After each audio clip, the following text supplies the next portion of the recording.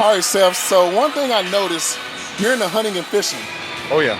So what would be the perfect day for you to fish, or what type of fishing do you do?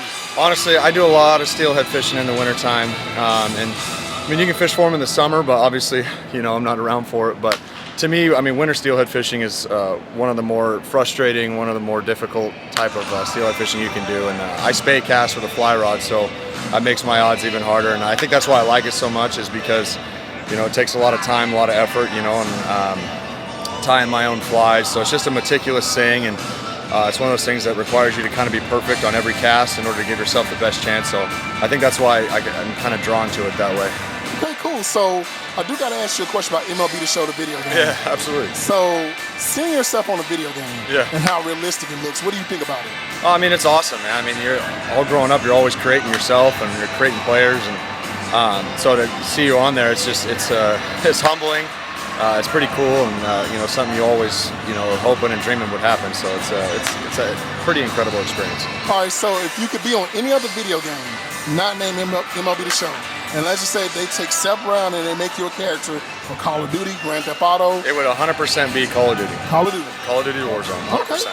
Okay, I like that. Okay, so next question. So obviously you're a Nike guy. I always ask this to players. So if you could have a custom cleat inspired by something, what would it be? Man, that's a difficult one. Honestly,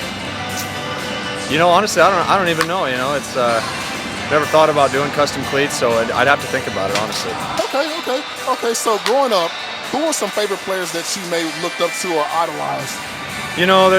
To me, I've had that question before, and I mean, I've always loved baseball, and I never had a player technically that I looked up to or watched a lot. I really even had a team that I watched a lot. I just love playing the game. To me, I always preferred to be out there doing it than watching it. So, anytime, me and my little brother all the time, it's every day wiffle ball game. So it's, I guess I always enjoyed playing it more than watching it.